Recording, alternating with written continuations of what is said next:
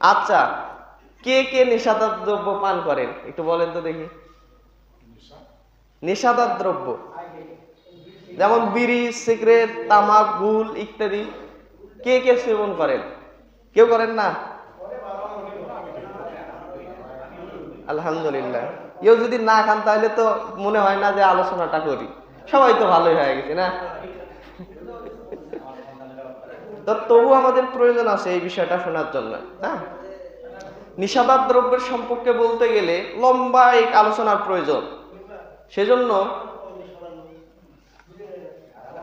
নিষেধাজ্ঞ দ্রব্য এখন ঠিক আছে, লম্বা প্রয়োজন, তবে মূল ভাবটা সারাংশটা আপনাদের মাঝে তুলে ধরবো ইনশাল্লাহ।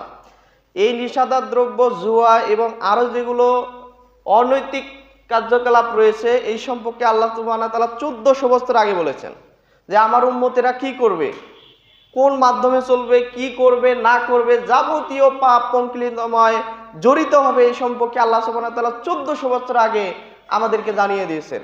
সূরা মাইদার আয়াত নম্বর 90 আল্লাহ সুবহানাহু ওয়া তাআলা বলছে, ইয়া আইয়ুহাল্লাযীনা আমানু ইন্নামাল খামরু ওয়াল মাইসিরু ওয়াল আনসিবু ওয়াল আখলামু রিসসুম মিন আমালিশ শাইতান।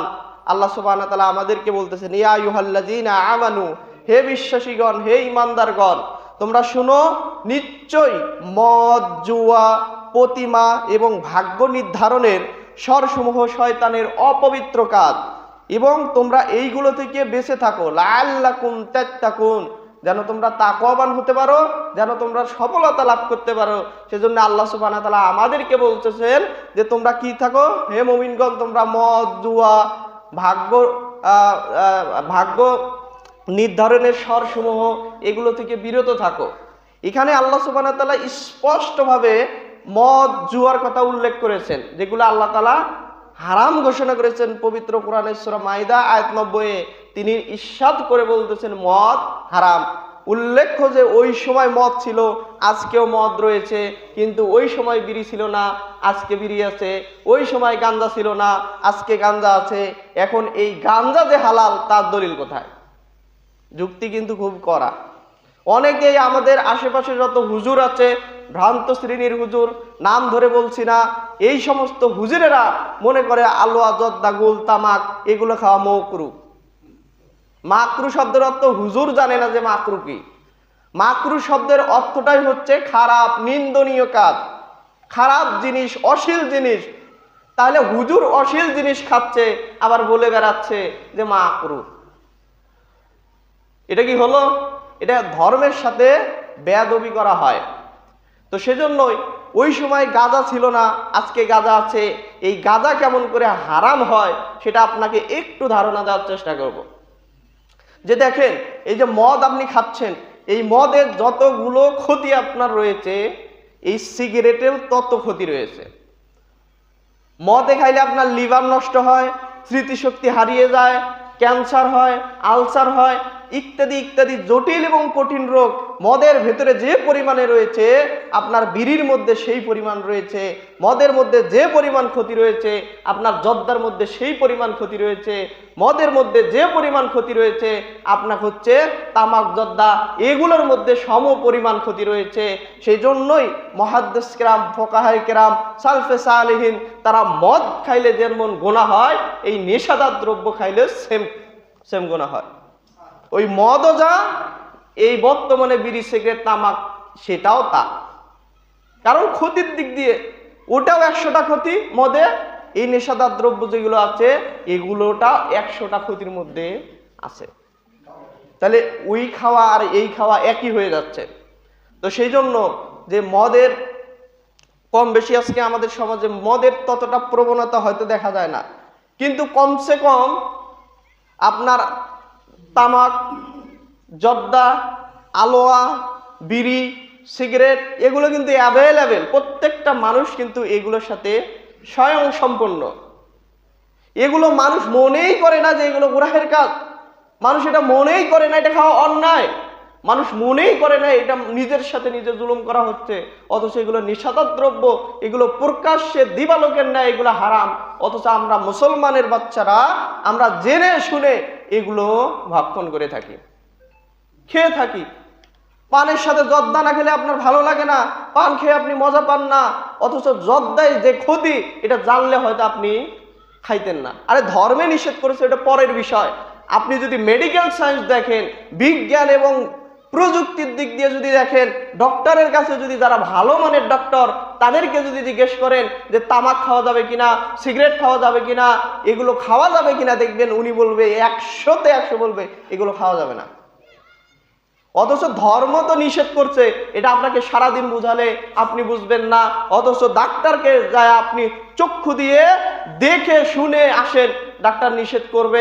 আপনি যদি কম্পিউটার বিভিন্ন প্রযুক্তির মাধ্যমে দেখতে চান যে এগুলো খাইলে আপনার কি কি ক্ষতি হতে পারে, সেগুলোও আপনাকে দেখাবে। তবে সবচেয়ে আশ্চর্যজনক ব্যাপার, সবচেয়ে হতবাক একটি ব্যাপার, সেটি হচ্ছে এই যে নিষেধাজ্ঞ দ্রব্য, যেগুলো আপনার আলোয়ার একটা প্যাকেট নেবেন, জর্দার একটি প্যাকেট নেবেন, জর্দার প্যাকেটের মধ্যে লেখা রয়েছে, ছবি সহ লেখা রয়েছে এগুলো খাইলে ক্যান্সার হয়, এগুলো থেকে সাবধান। অথচ ওই কোম্পানি সেটা প্রচার করে দিচ্ছে এটা খাইলে ক্যান্সার হবে। আপনার ক্যান্সারের গলায় ক্যান্সারের ছবি সহ দেওয়া আছে না, আছে না? সিগারেটের একটা প্যাকেট নেবেন, সিগারেটের প্যাকেটের মধ্যে লেখা আছে ধূমপান স্বাস্থ্যের জন্য ক্ষতিকর এবং ছবি সহ দেওয়া আছে। অথচ এগুলো দেখে, এগুলো বুঝে, তবু আমরা কি এগুলো ছাড়তে পারছি? পারি নাই। তাহলে কি হলো? ম্যাক্সিমাম লোক এগুলোর সাথে স্বয়ং সম্পূর্ণ আছে। নয় কেউ দেখবেন আলোয়া, নয় বিড়ি, নয় হলো তামাক, নয় হলো গুল, একটা না একটার সাথে জড়িত আছেই। তাহলে এই লোকগুলো হিদায়াত কেমনে পাবে? এই লোকগুলো ইসলামের উপরে অটল কেমনে থাকবে? তার স্মৃতি শক্তি তো আস্তে আস্তে নষ্ট হয়ে যাচ্ছে, সে তো আস্তে আস্তে ধ্বংস হয়ে যাচ্ছে। এগুলোর প্রসঙ্গে পরে আসতেছি। এই প্রসঙ্গে রাসূল সাল্লাল্লাহু আলাইহি ওয়াসাল্লাম বলছেন ইস্তানিবুল খামরা ফাইন্না উম্মুল খাবাইস। রাসূল সাল্লাল্লাহু আলাইহি ওয়াসাল্লাম বলছে তোমরা নিষেধাজ্ঞ দ্রব্য থেকে বেঁচে থাকো, তোমরা নিষেধাজ্ঞ দ্রব্য থেকে বেঁচে থাকো। কেননা নিষেধাজ্ঞ দ্রব্য হচ্ছে সব মূল কাজের, সব অশ্লীল কাজের মূল কাজ হচ্ছে এই নিষেধাজ্ঞ দ্রব্য। অশ্লীল কর্মের মূল হচ্ছে এই নিষেধাজ্ঞ দ্রব্য। যে ব্যক্তি নিষেধাজ্ঞ দ্রব্য থেকে বেঁচে থাকে না, সে আল্লাহ এবং তার রাসূলের নাফরমানি করে।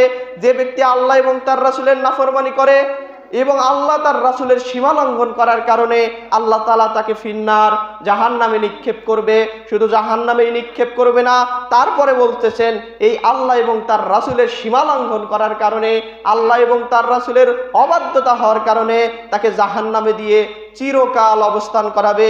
এটা নাসাই 5666 সূরা মাইদার 14 নম্বর আয়াতের ব্যাখ্যায় রাসূল সাল্লাল্লাহু আলাইহি ওয়াসাল্লাম এইভাবে বলেছেন, যে ব্যক্তি নিষেধাজ্ঞ দ্রব্য পান করলো সে সবচেয়ে বড় অন্যায় করলো। যে নিষেধাজ্ঞ দ্রব্য খেলো সবচেয়ে বড় অন্যায় করলো। সব অন্যায়ের মূল অন্যায় হচ্ছে এই নিষেধাজ্ঞ দ্রব্য। অতএব যে তার প্রতিপালক তার রাসূলের আনুগত্য থেকে বিমুখ হয়ে গেল, সীমা লঙ্ঘন করলো, তার জন্য আল্লাহ সুবহানাহু ওয়া তাআলা শাস্তির ব্যবস্থা করেছে। তাকে শাস্তি কি দিবে? ফিন্নারে জাহান্নাম, তাকে জাহান্নামে নিক্ষেপ করবে, আগুনে দগ্ধ করবে। শুধু আগুনেই দগ্ধ করবে না, তাকে লিমিটেশন দিয়ে দিয়েছে, সে চিরকাল সেখানে অবস্থান করবে। নাউযুবিল্লাহ। তাইলে আমরা কেন বুঝি না এই নিষেধাজ্ঞ দ্রব্য কত ভয়ঙ্কর? আমরা কেন বুঝি না এই নিষেধাজ্ঞ দ্রব্য আমাদের ক্ষতি করে, আমাদের ক্যান্সার হয়, আমাদের আলসার হয়, কত শত যে রোগ হয় তা আপনাকে আমি কি দিয়ে বোঝাই? এত রোগ হওয়া সত্ত্বেও, এত ক্যান্সার হওয়া সত্ত্বেও, এত বিপদ আসা সত্ত্বেও তবুও আমরা এই নিষেধাজ্ঞ দ্রব্য থেকে বাঁচতে পারছি না। আপনার ইমানের ঘাটতি রয়েছে, আপনার বিবেকের ঘাটতি রয়েছে। বিবেক এবং ইমান যদি আপনার জাগ্রত হয় তাহলে এই নিষেধাজ্ঞ দ্রব্য আপনি ছাড়তে পারবেনই পারবেন। আর যদি ইমান এবং বিবেক কোনো কাজে না আসে তাহলে আপনি এই নিষেধাজ্ঞ দ্রব্য থেকে নিজেকে বাঁচাতে পারবেন না।